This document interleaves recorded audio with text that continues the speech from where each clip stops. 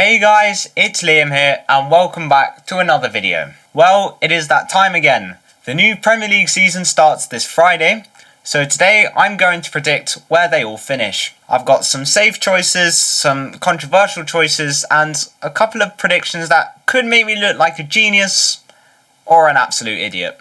So let's work our way from 20th all the way up to 1st. And make sure you watch until the end to see who I think will be the new Premier League champions.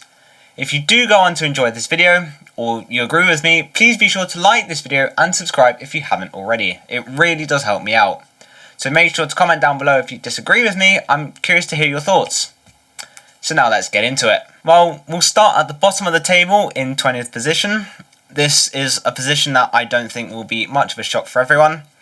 I predict Hull City will come last. I think they absolutely deserve credit for getting promoted, but their underlying numbers worry me a bit. They got 73 points in the Championship, while their expected points figure was around 53. So that's really good, that's a pretty big overperformance. But now they're stepping up to the Premier League with considerably less experience and squad depth than most of the teams around them. Opta does also currently give Hull the highest relegation probability in the league. But in a summer where the new season of Ted Lasso came out, well, expectations for us are as low as a rattlesnake's belly button, huh? But I'm still putting them in 20th. I have no hope for them. But hey, we got 38 chances to prove all them folks wrong though, right? Moving to 19th, and I've gone with Ipswich Town. I actually think they've had a pretty decent transfer window. Gary O'Neill knows the Premier League after managing Wolves, and so bringing in the likes of Sasha Lukic, Issa Diop, Abdul Fattah, and now Julio Enciso, these are solid signings, and also bringing back Enciso, who knows the club, will give them a genuinely exciting attacking player. But I still don't think it will be enough to stay in the Premier League. I just don't think they've got enough depth to survive 38 games. I think Ipswich do still have the huge gap between the Championship and the Premier League to overcome, and their opening fixtures aren't exactly kind either. They have Sunderland, Manchester United and Liverpool. Well, welcome back to the Premier League. Now for 18th, I bet most people will think I will put Coventry here, so all the promoted clubs will go down again. There is an argument for that, plus in the last few years it has been the case that the promoted clubs have gone back down. Last season was the outlier of course, Burnley was the only club to come up and go back down. Well, I don't think Coventry will go down at the end of the season, which is why I have gone for Sunderland. This is a decision that will probably raise many eyebrows, because Sunderland finished 7th last season, and they qualified for the Europa League. But with that brings more fixtures and more pressure. They have also had a quiet transfer window, and I don't think they've brought in enough attacking depth to help them juggle all the Premier League fixtures, as well as the Cups and the Europa League. So while Sunderland surprised everyone last season, I think European football will change everything, which is why I can see them getting dragged into the relegation battle. Now for 17th this season, I don't have Tottenham Hotspur, unfortunately. Though given the last two seasons I wouldn't be surprised. I have gone for Coventry. I think they will stay up, but it will be close. Frank Lampard has done a brilliant job getting them promoted, and they scored an incredible 99 goals last season. They've also spent money strengthening, including bringing in the likes of Taiwo Awoniyi from Nottingham Forest, but this is also their first Premier League season since 2001, and their opening fixtures are Arsenal, Hull and Manchester City. That is one hell of a welcome back. I reckon they might get 3 points from those fixtures, but I also reckon they will win the important 6-pointers they need to win to stay up and just steer clear of the drop back down. But it will be close. In 16th, I've gone for Leeds. This might also be a little bit controversial. They did finish 14th last season. Daniel Farke is still there. They've signed James Trafford for a club record fee, which is huge. And they've also brought in Harry Wilson on a free transfer from Fulham. They also finished strongly last season, so there's plenty to be optimistic about. But I am worried about the second season. The Premier League has a nasty habit of reminding newly promoted teams that surviving once doesn't mean you've cracked it. I reckon Leeds are good enough to stay up, but I think the second season will be more difficult for them, and they will finish just above the relegation places. Now in 15th, I've gone for Fulham. This might become a controversial prediction. Marco Silva has left Fulham after 5 years in charge, and Alvaro Arbeloa has come in with very limited senior managerial experience. He did take over Real Madrid's first team as part of last season, but this is still his first full Premier League campaign as a manager. And it's not just a new manager. Fulham are also changing the squad and moving towards a younger team. They've lost Harry Wilson and Raul Jimenez, who were two of their most important attacking players last season.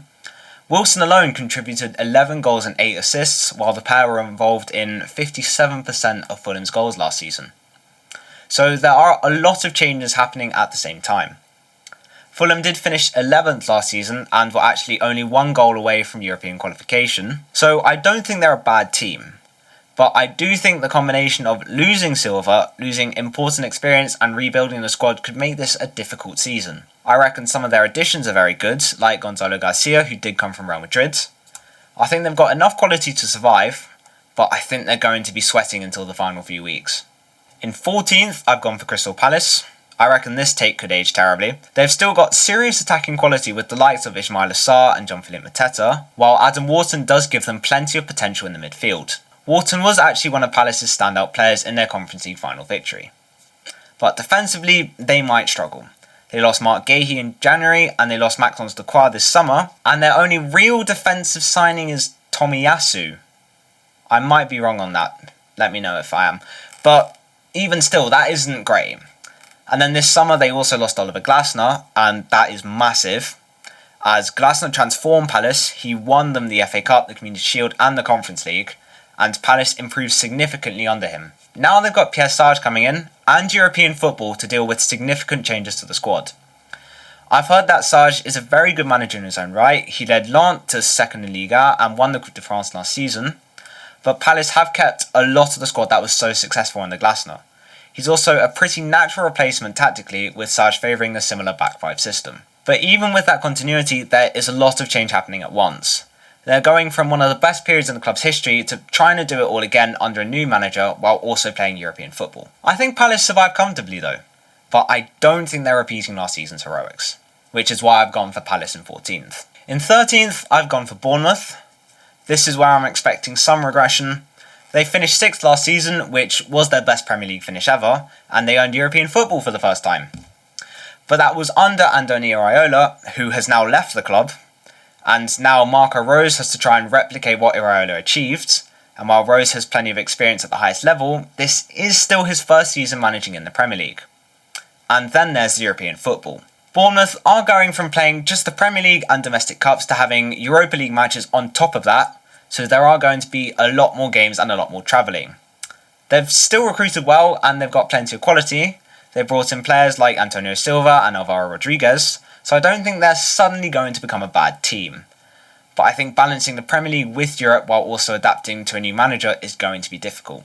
I don't think Bournemouth will have a bad season, I just don't think they're going to have another 6th place season. Now in 12th, I've gone for Newcastle. Newcastle have got a talented squad, but I think there's a lot going wrong here. They finished 12th last season, which was a huge disappointment considering the money they've spent and the quality they have. And then at the beginning of this month, they lost Eddie Howe after almost 5 years in charge. And it's not just the manager. They've also lost Bruno Guimaraes, Sandro Tonali, Anthony Gordon and Kieran Trippier in this transfer window. So now Matthias Jessler isn't taking over the Newcastle that finished in the top 4 a few years ago. He's taking over a team that already finished 12th and then lost some of its most important players. I'm also not really convinced that they've recruited well enough to replace them. A lot of their new signings are young and inexperienced, and they're still trying to fill some pretty obvious holes in the squad. Even Jessler has acknowledged that there's a leadership vacuum and that the squad needs strengthening. And that's why I think this could be another difficult season. Jessler could eventually build something really exciting at Newcastle, but he's been given a massive job and he's had very little time to prepare. They've got talent, but I think the combination of losing Howe, losing key players and not replacing them adequately is going to hurt them. I still think Newcastle are too good to go down, but I think it might also be a close one. Now for 11th, I've gone for Nottingham Forest. This prediction is basically me trusting Oliver Glasner. He's an excellent manager and he's got some very good players to work with. Morgan Gibbs-White, Murillo, Nikola Milenkovic give Forest a really strong core, and Gibbs-White in particular showed just how important he can be. He scored 10 Premier League goals and added 2 assists from the start of 2026 as Forest fought their way clear of the relegation zone. But Forest have been far too inconsistent. They finished just 16th last season, despite reaching the Europa League semi-finals, and they went through 4 different managers during the campaign. Now, Glasner has to settle into a completely new club and try and bring some stability. There are also questions over the attack. Forest have got options, but I don't think they've got the same attacking consistency as some of the teams competing around them. And while Glasner is a huge positive, he's still only just arrived. So unless Mr. Marinakis gets rid of him early on in the season, I think it will be enough to stop Forest getting dragged into another relegation battle. But I don't see them repeating their European push. I think Glasner gives them enough stability to finish comfortably in mid-table, so I'm going for Nottingham Forest in 11th. Then in 10th, I've gone with Everton. Everton are one of those teams where I think you pretty much know what you're going to get. They're organised, they're difficult to beat, and with David Moyes in charge, I don't expect them to suddenly start playing 4-3 thrillers every week. They're probably not scoring 700 goals this season, but I do think they've strengthened where they needed to. The midfield has been improved with Christian Norgard and Hayden Hackney, which gives Moyes more quality and depth in the middle of the pitch, and behind them they've still got Jordan Pickford, as well as a strong defensive core. My concern is where the goals come from. Everton finished 13th last season, and despite spending around £60 million this summer, there are still questions over their attacking depth and whether they've done enough to turn draws and narrow defeats into wins. They've brought in Brennan Johnson, which should give them more pace and attacking threat, and they've also brought in Tyreek George, who is an absolute baller, but I still don't see enough going forward for them to seriously challenge for Europe. And that's basically why I've got them in 10th. I think they're going to be solid, organised and difficult to beat, but I don't think they're going to score enough goals to push much higher. So I'm expecting another solid, comfortable season from Everton. And now we're getting into the teams that I think could realistically challenge for Europe. But for 9th, I've gone with Aston Villa. Unai Emery is still one of the best managers in the league. He's already taken Villa into the Champions League, and last season they finished 4th and won the Europa League. So there is absolutely no doubt that this is a very good team. But I think this season could be a little more difficult. They've lost Morgan Rogers, who was absolutely crucial to them last season, as well as Yuri Tillemans and Luca Dean. Rogers alone scored 21 Premier League goals for Villa, so replacing that production isn't going to be easy. They have some decent signings like Manzambi, who tore it up for Switzerland at the World Cup, and they have just signed Aaron Wan-Bissaka. Fabrizio Romano just announced that. But with Villa being in the Champions League this season, there will be more games, more travelling and more fatigue. And Villa are going to have to deal with that while trying to maintain their Premier League form. I have also put them this far down because Unai Emery actually thought it would be a good idea to bring in Alejandro Garnacho, which is something I'm sure will definitely go down brilliantly. Because apparently making Garnacho your main option on the left wing is exactly what you need when you're trying to finish in the top 4. I am of course joking. I honestly reckon Garnacho will be about as good as Raheem Sterling was at Arsenal. You're about to see the best of me. I still think Villa are a very good team, and with Emery in charge, I wouldn't be surprised if they prove me completely wrong. But I don't think they'll be able to repeat the points total they needed for 4th last season. They're still a European team, just not quite a top 4 team this time. So I'm going for Villa in 9th. For 8th, I've gone with Brentford. Brentford have built an excellent structure over the last few years. They recruit brilliantly, develop players extremely well, and somehow consistently compete above their financial level. Last season, they finished 9th with 53 points, despite plenty of people expecting them to struggle after Thomas Frank left. Keith Andrews actually stepped up from set-piece coach to head coach and managed to guide them to their joint highest Premier League finish. And now Andrews gets a second season. That's important. He's already shown that the Brentford system can work without Thomas Frank, and the club have continued to recruit intelligently. They've also added Callum Wilson, giving them another experienced attacking option alongside Igor Thiago, who scored 22 Premier League goals last season. But eventually, it is difficult to keep punching above your weight forever. Brentford have consistently exceeded expectations, but the Premier League is only getting more competitive, and there are clubs with significantly bigger budgets competing for those European places. So I reckon there may be times where they might be difficult to beat, but they'll probably still manage to score some ridiculous goals and ruin someone's weekend. As long as it's not mine. But I don't think they're quite ready to make the jump into the European places. So I'm going for Brentford in 8th. Now in 7th, I've gone with Chelsea's B team. That is, of course, Brighton and Hove Albion. Brighton's recruitment model remains one of the best in football. They're young, they're talented, and they always seem to find another player nobody's heard of who suddenly becomes worth about £80 million. And there's a reason for that. Brighton's recruitment has consistently allowed them to develop players and sell them for huge profits, while maintaining a relatively low wage bill compared with the value of their squads. They're also coming off another 8th place finish, so I'm not exactly expecting them to fall off a cliff. But I do think there are a few reasons why they could drop slightly. For starters, they've got European football again. The Conference League means more games, more travelling and more pressure on a squad that struggled with depth during their previous European campaign. And there's been quite a lot of turnover in the squads. They've lost experienced players like Danny Welbeck and James Milner, while Jan-Paul van Hecke's gone to Tottenham. Brighton have brought in more young talent, but that's the thing with Brighton. Sometimes you're relying on players to develop quickly. And although their underlying numbers were actually pretty encouraging defensively last season, they conceded just 44 goals, which is their best defensive record since 2021-22. I think there's a possibility that the extra European fixtures affect their consistency though. So I don't think Brighton are going to have a bad season. Far from it. They're absolutely capable of finishing higher than this. But with the European schedule, the squad changes and the competition around them, I think they could drop a couple places from last season. And I also wouldn't be surprised if they finished lower than, 7th. Now moving into the top 6, I've gone with Liverpool. This might be the hardest team in the top 6 to predict. Liverpool still have Virgil van Dijk, Alisson, they've got Alexander Isak and Florian Wirtz, which is ridiculous attacking potential. They just need them to actually attack well. Because Isak is one of the best strikers in the league, while Wirtz does have the ability to completely change games. So I'm definitely not saying Liverpool are going to be a bad team. But they've also lost Mo Salah, Andy Robertson and Konate, so Iraola now has to build a new team around some huge changes. Liverpool finished 5th last season and the defence in particular is already going through a rebuild. Van Dijk has even admitted that the new look back line will need time to develop its understanding. And then you've got Iraola. He's a very good manager, but this is his first season at Liverpool and he's trying to impose a completely new style on a squad that already needs to replace some hugely important players. Even Iraola has admitted that Liverpool still need more players, which tells you that this rebuild isn't finished yet.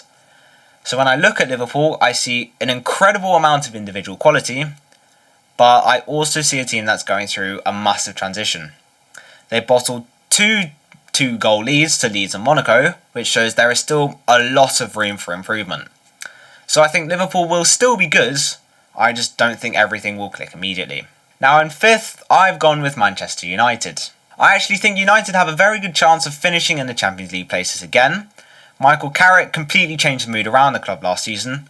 He took over during the campaign and led United to 3rd place, winning 11 of his first 16 games. He also got the best out of Bruno Fernandes, who was central to their improved attacking play.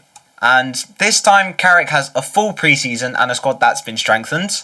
Yuri Tielemans and Andre Santos add quality and depth in the midfield, while United still have Bruno Fernandes, Matheus Cunha, Bryan Mbeumo and Benjamin Sesko going forward.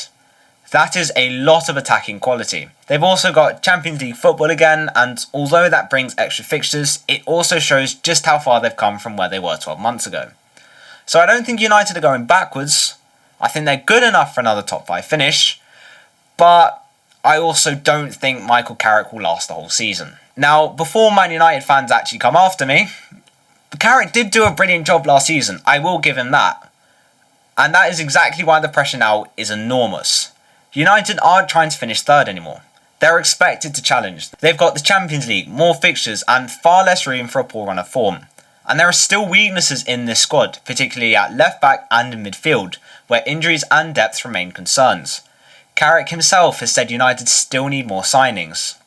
So if United start slowly, suddenly you've got a manager who has never managed a full Premier League season at Manchester United, with Champions League expectations and the club demanding a serious challenge at the top. And that's why I don't have them higher. I think United will finish 5th, but I honestly won't be surprised if someone else is managing them by May. In 4th, I've gone with Tottenham Hotspur. Spurs finished 17th last season, so realistically, anything higher than that is an improvement. But I think they're going to improve a lot.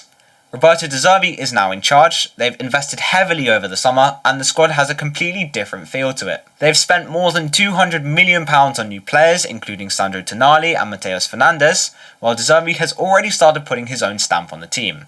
And most importantly, no European football.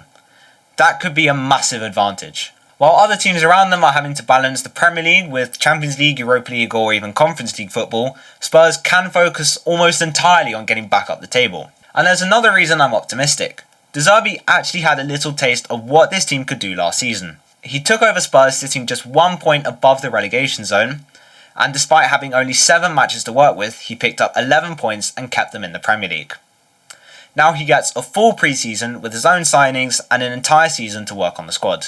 That is a completely different situation. So I think Spurs could go from nearly getting relegated to playing Champions League football. It's a massive turnaround, but I genuinely think they've got the quality and the circumstances to do it. Which, knowing Tottenham, means they'll probably finish 17th again just to make me look stupid. But I'm backing them. Moving to the top 3 now, and in third I've gone with Manchester City. I reckon this will probably be the strangest City season in over a decade. After all, Pep Guardiola has gone, Rodri just left, Bernardo Silva and John Stones have gone, and now we have Enzo Maresca who is trying to follow in Pep Guardiola's footsteps. Yeah, good luck with that. Because replacing Pep isn't just a managerial change. It's a cultural change. Guardiola spent years building the way Manchester City play, the standards around the club and the expectations of everyone involved. Maresca knows that system well, having previously worked under Guardiola, but he's still taking on arguably the biggest job of his career and arguably the biggest job in the country. Though I do think they did choose him in the first place to try and be a bit of a regen of Pep Guardiola. So there's definitely potential. And despite losing Rodri, they brought in Elliot Anderson for £116 million, which is a club record signing. So this is still Man City. They've got Haaland, incredible squad depth, and enough individual quality to destroy most teams in this league. So I'm not predicting some massive collapse, but then we saw the Community Shield. This made me extremely tempted to put them further down in my predictions, as City lost 3-0 to Arsenal, and while I'm not going to pretend one game decides an entire season, it did expose many questions I already had about this team. So it does make me wonder, will Enzo Maresca actually still be Manchester City manager by May? Because we've seen Maresca have difficult periods before, particularly in his first season at Chelsea, and he still survived the season, I'm not saying he's definitely going to be sacked, but if City start this badly, the pressure is going to be enormous. This is Man City after all. They're not going to accept months of poor results while everyone waits for a rebuild to happen. So I still think City are one of the best teams in England, I just don't think they will win the league. So that's third place sorted, so now we're down to the final 2. We've got the team that I think will finish second, and then obviously my prediction to win the Premier League. So let's start with the team finishing second, and I think that will be Arsenal. At this point, I think you can probably guess who I think will win the Premier League. But if you're wondering why I'm putting Arsenal as second again, there are actually some very good reasons. Arsenal have already proven they can win the Premier League. Mikel Arteta has been building this team for years, and that stability is a huge advantage.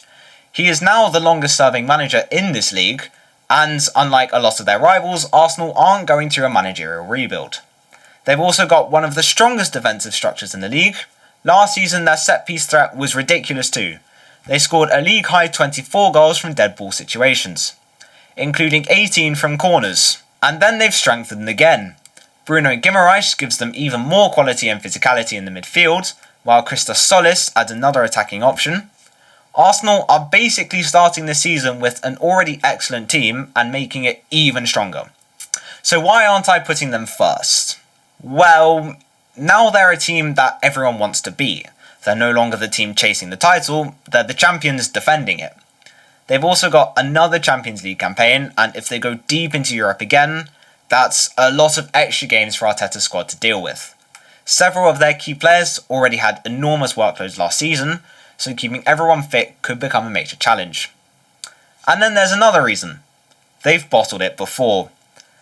3 consecutive second place finishes before finally winning the title last season. It does make me ask myself, what is stopping them from bottling it again? Well, Arsenal have already won the league, they got the trophy that took them 22 years to win again, and they have finally got everyone calling you champions. And I've still found a way to say you're finishing second.